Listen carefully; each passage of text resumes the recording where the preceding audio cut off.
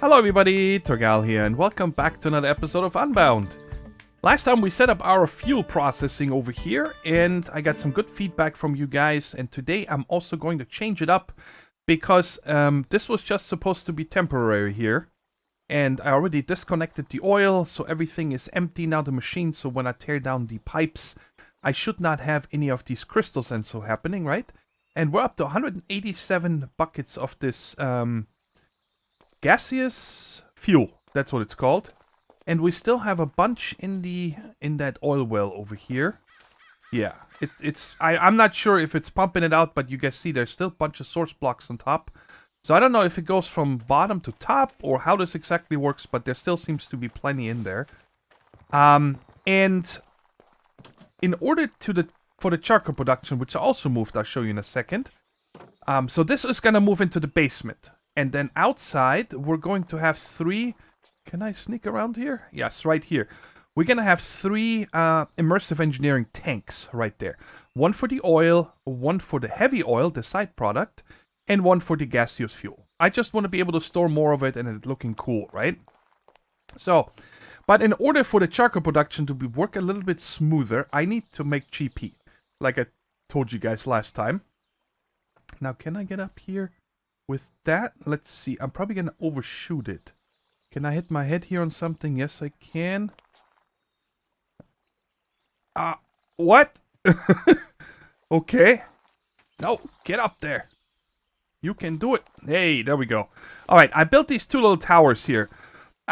They're supposed to be silos, but then I put on one of them the smokestack here. Because it gives a little bit more flair, and they don't render from far away anymore, so they don't cause a lot of FPS problems anymore. You pretty much need to be really close to them to see them now, which is nice.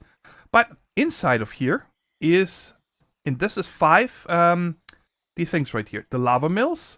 And I was playing around with the lava here, the placement, okay? And I wanted to wait for the last one to place with you guys here. It says power given 4 GP.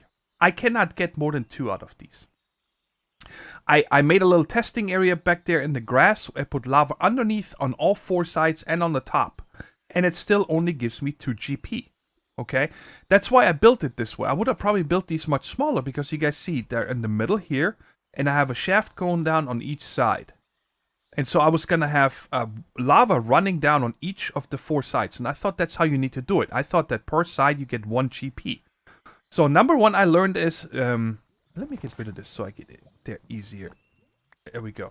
Number one I learned is it needs source blocks. You cannot have running lava next to them. It doesn't work. It doesn't make a difference.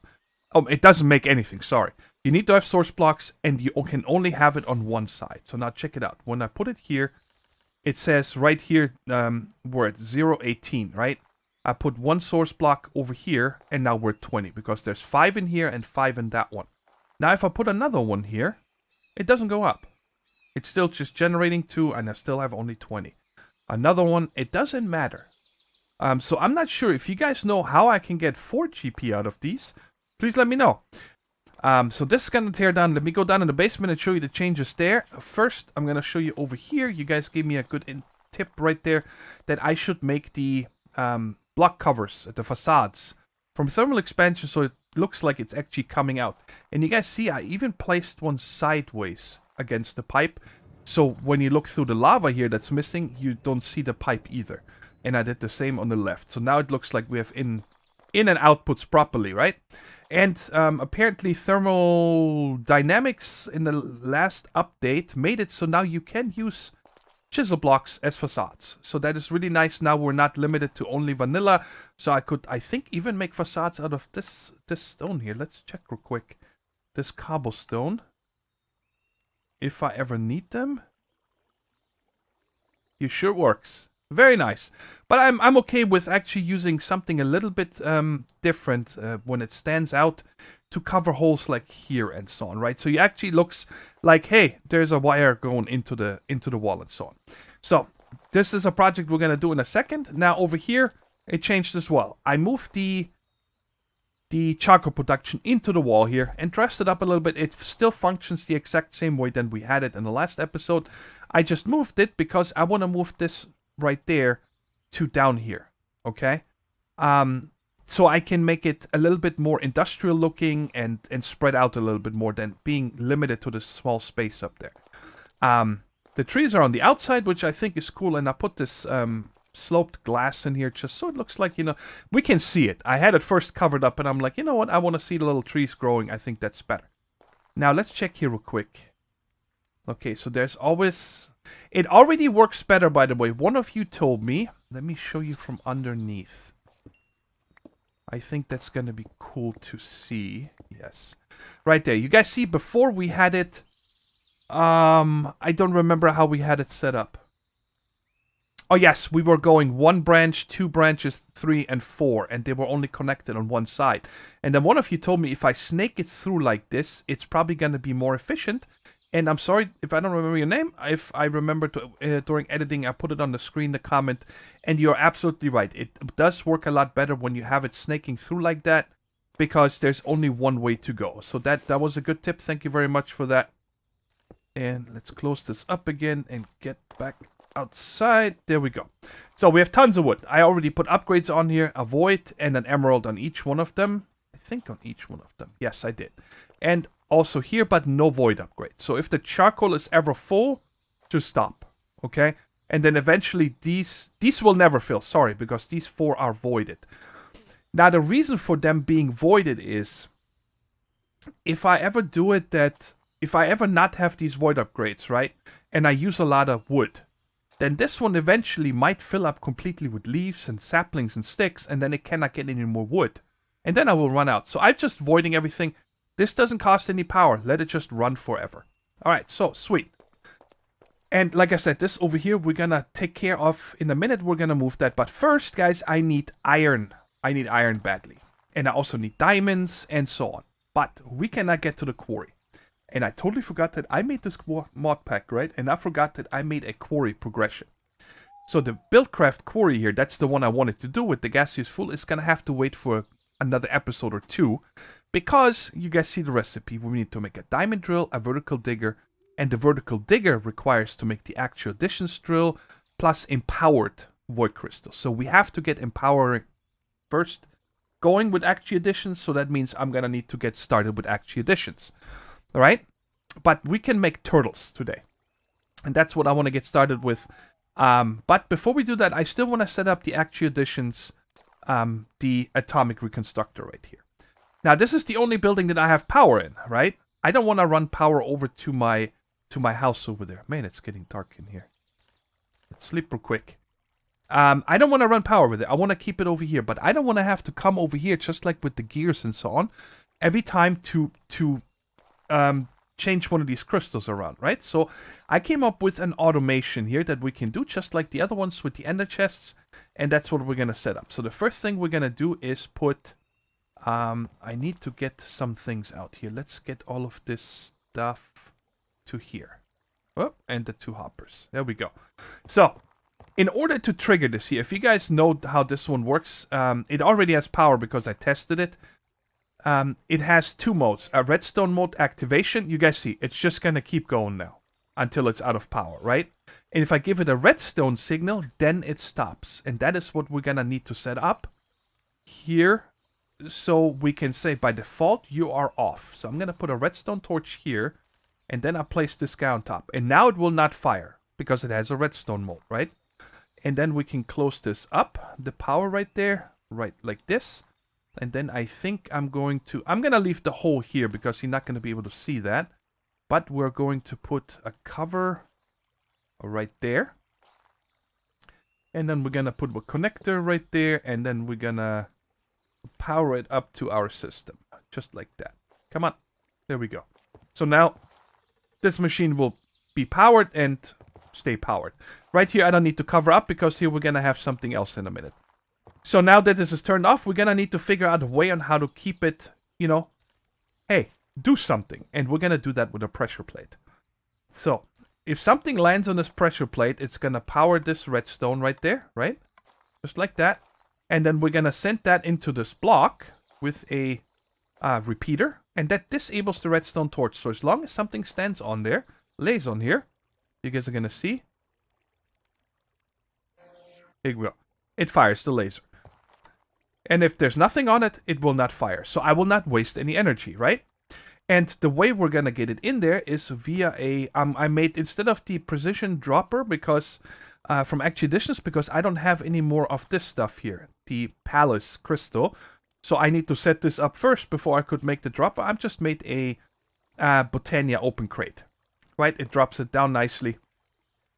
And I'm also not going to use any thermal expansion piping here because they're too slow. Right, they take too long to actually do something in the hoppers instantly. It makes a big difference in my tests. So now I made a black, white, black. So we used so far black, white, white, white, black, white, and white, white, black. And now the next, the fourth color combination is black, white, black. So this is for actually additions for the constructor. So if I put anything in here, I want it to go and get deposited right here on top of that. So we can check that real quick here. Here, sure. There we go. And I need to turn off my magnet like an idiot. Let's put one on there. It goes in and it falls down, and then shortly after the laser will fire. There we go. So that works.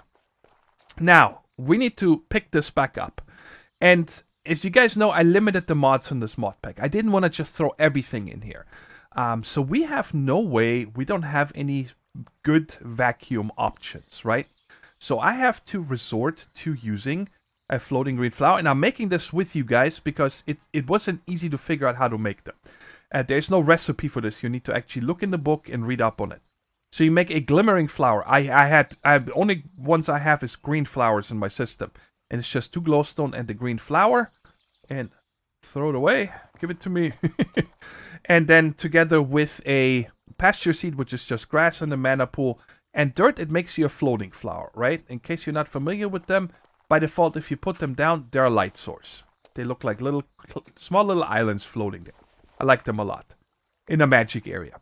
And then if you take one of these together with a functional flower, all right, it works. Now I want to show you guys something, and that cost me a lot of headache here.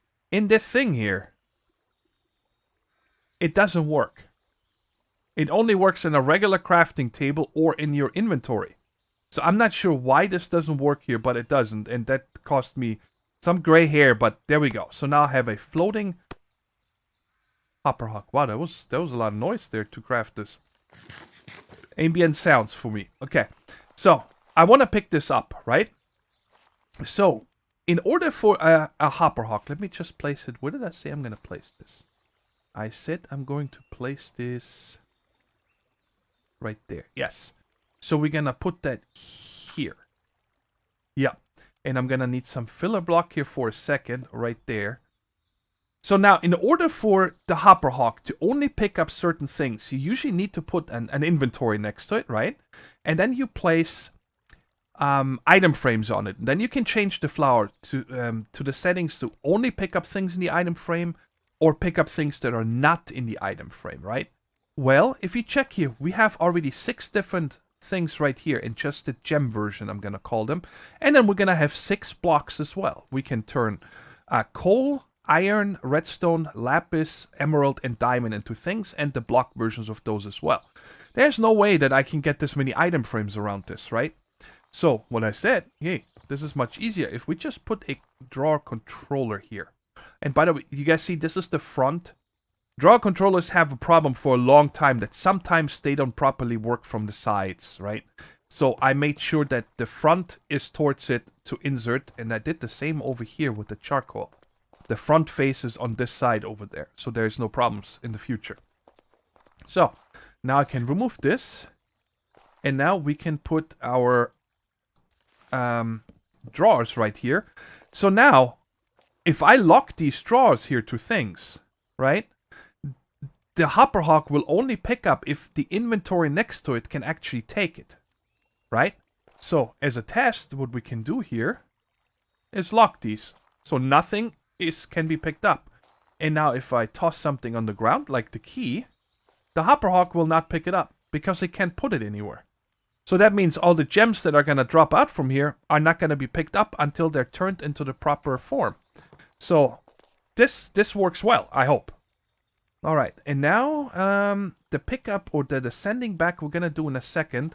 let's go ahead and set these up here real quick from the versions that we have already. So let's start with the one that we're gonna need one of the ones that we're gonna need the most is the Inori, that's the iron, then the redstone, then the lapis, diamond, emerald, and coal. Alright, and then I'm also gonna put the 2 blocks, I got them from a village or something, or a dungeon chest, right there. So eventually when I need to make the other 5 here, I like making blocks more than I use. You can always just toss the single items too, right? But like in redstone version, you're gonna need so many of these redstonia here. The things that are over my head. That's a redstonia right there. I usually just toss blocks and then break them apart. But anyway, so now these are in the system. They're gonna keep their markings even if they're empty, and this will pick up only these for now. And now the way to send it back to where we want it is I made the triple white, just like we have used a couple times before now. And I'm gonna put that here, and I'm gonna put the hopper here. And now you're gonna see it's drawing out all the items from the controller and put them in here. So that's how I'm gonna get them back. Pretty simple, actually, right? This whole system here. And I'm stuck. Let me get out. Thank you very much. Alright, so the system is done and working. And now we just need to close this in a bit. So, right there. Oh boy. Can I get in there? Yes. Right there. There. And then 1 across. And 2 more in here. Like that. So now when the items fall down, they don't just jump somewhere, right? Because when they get transformed, it sometimes doesn't work. So now let's test it. Let's get some, I think. Okay, what did I need for the turtle? Oh, I'll turn that off. What did I need for the turtle that I was missing here? Yes, these 2 batteries. So I need a bunch of Inori and Redstonia. Okay. So let's get a few of those. Let's get iron. I'm gonna need at least... Okay, how many of these do I have? I don't want to waste any iron, guys. I have 4, so I'm gonna need 6 more. And then I'm gonna need... redstone I have plenty, so I'm just gonna do a whole stack. Actually, you know what? Let's do them in block form. Let's do them all in block form. That's fine. And that way I can set it right here as well. So we're just gonna do 1 right now. It should transform in a minute. Okay, and it doesn't pick it up because it's not set in the draw controller yet. So did I pick this up somehow? There we go. Alright, so now I have it. And now I can set it here. And it's gonna go into there. Perfect. So now we can send this stuff through here. Magnet off. See, it transformed the first patch already. It picked it up. It's gonna pick that up in a second. There we go. And it's all going in here. So that's pretty cool. We got our setup over here. Here's the input chest that we're gonna use for the reconstructor. So anything I put in here goes over there and then comes back up here, just like all the other chests. And now it is time to craft our first turtle. First of many. I crafted everything up, but it does not recognize the steel. There we go. Our first computer. Yay. And then we'll go ahead and make the turtle out of that. So now we have a basic turtle. And in order to get started with turtles, if you're not familiar, you always place it down first. And then the first thing you do is always label set T1. T1 is just the way I label my turtles. I name them T1, T2, Tier 3, and so on, right? You can give that any name. Because anything you do to a turtle, fueling it, and so on, giving it programs, if it does not have a label, a name, and you break it, it will forget anything you did. Okay? So you always have to give it a name first, and this one is T1.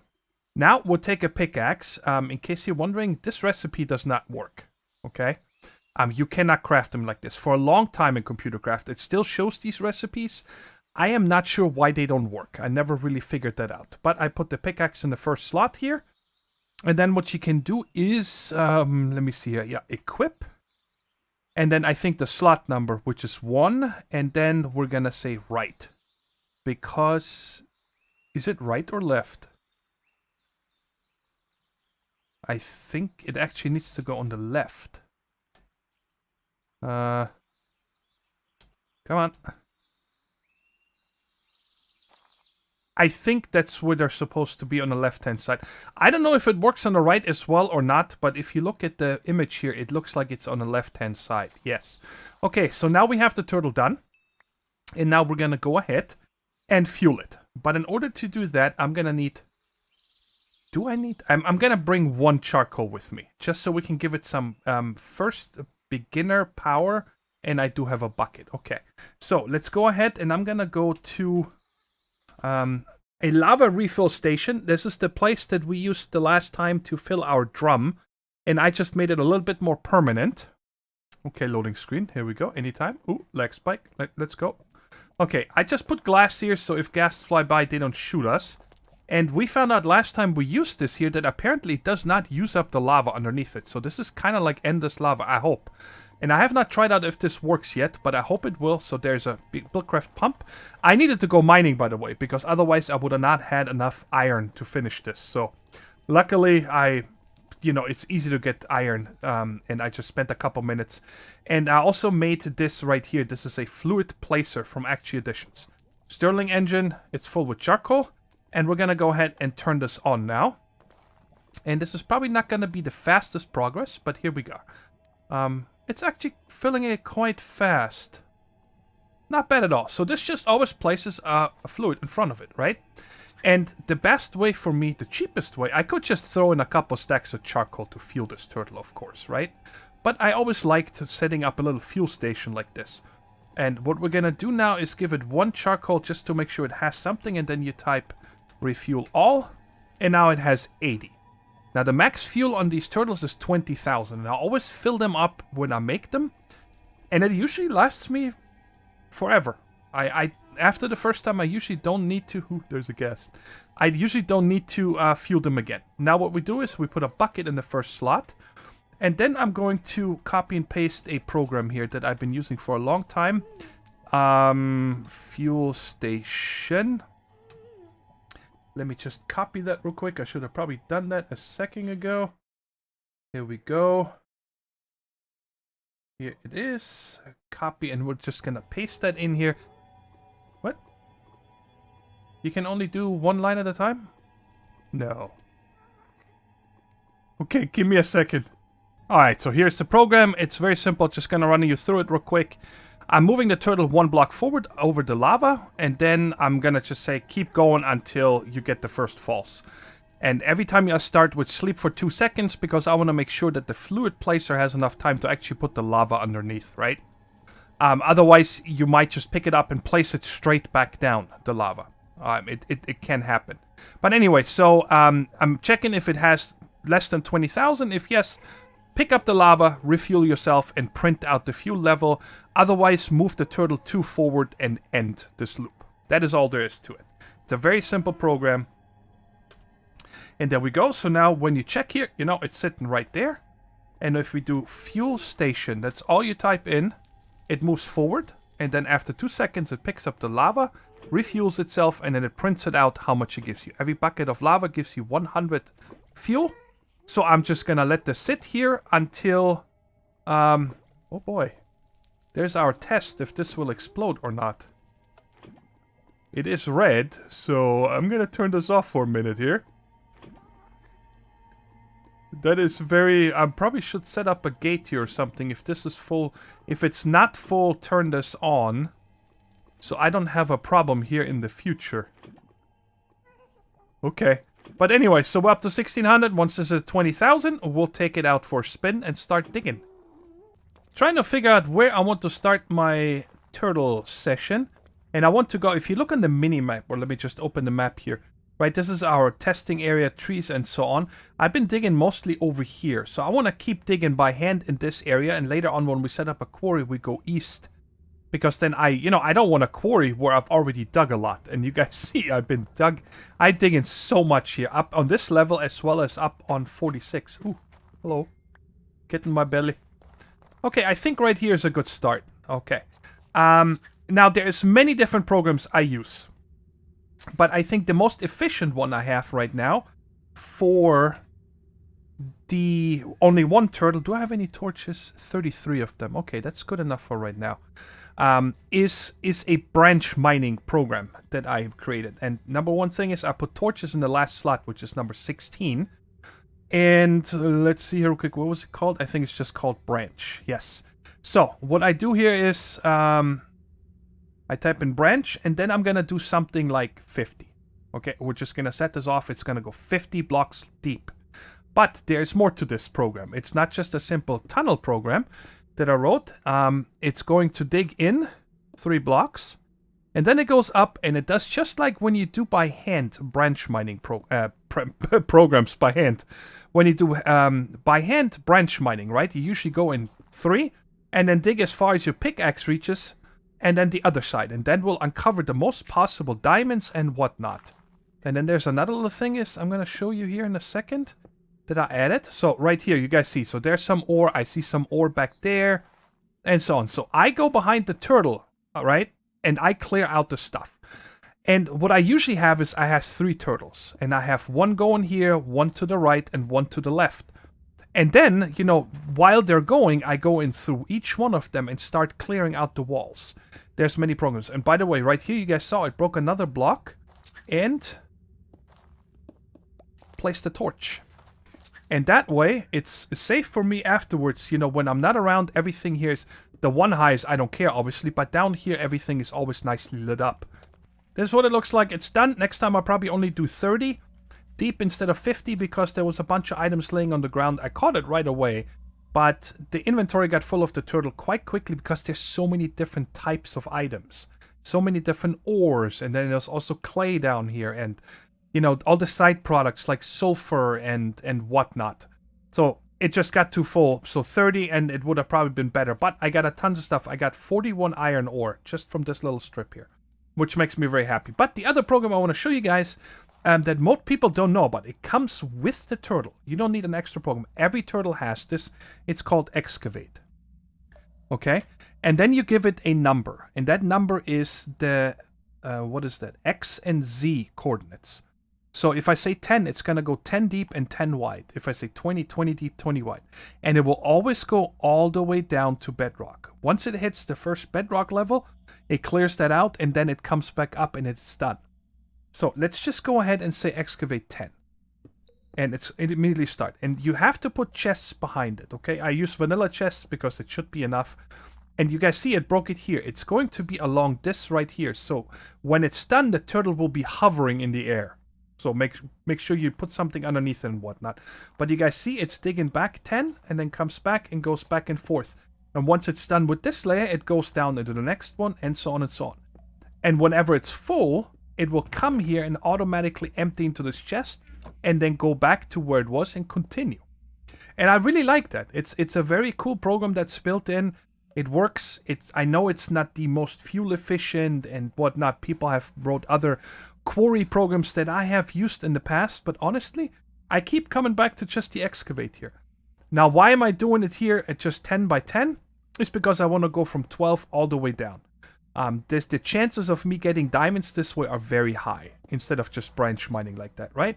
And I don't need to do anything. I can go AFK dinner now and whatnot, and when I come back, there's going to be a bunch of goodies in this chest. And that's it. This is what it looks like when it's done with the Excavate program. I gotta get the iron out of the ceiling there.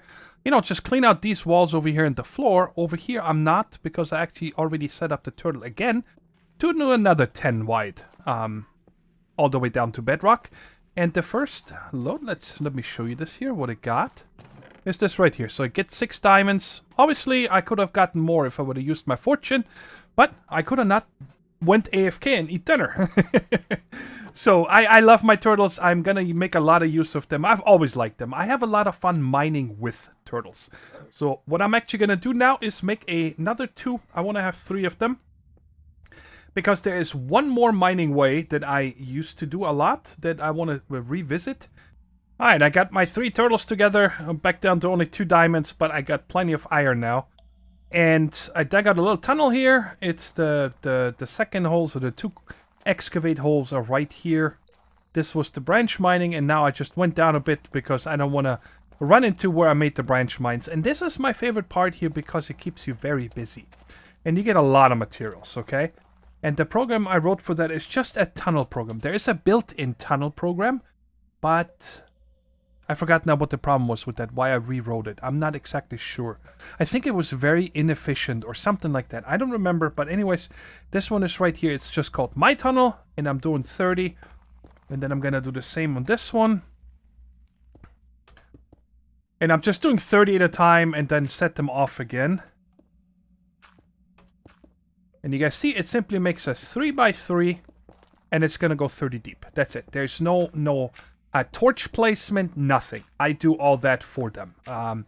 And what I do pretty much is here, and after a while, it takes a couple minutes to really get going. But then you start falling behind as a person, it clearing out all the stuff that they uncover, okay, in the walls and whatnot. Again, it's not the most efficient way of doing it when it comes to fuel.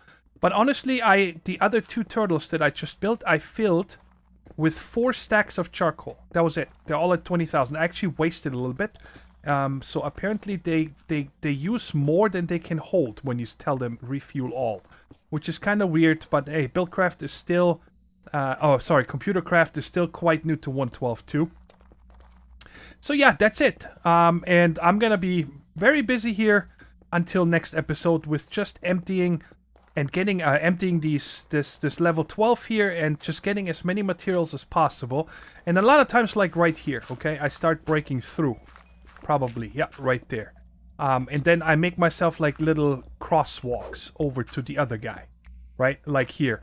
And so on, so I don't need to always run back to the beginning, go over to the next one, and so on and so on.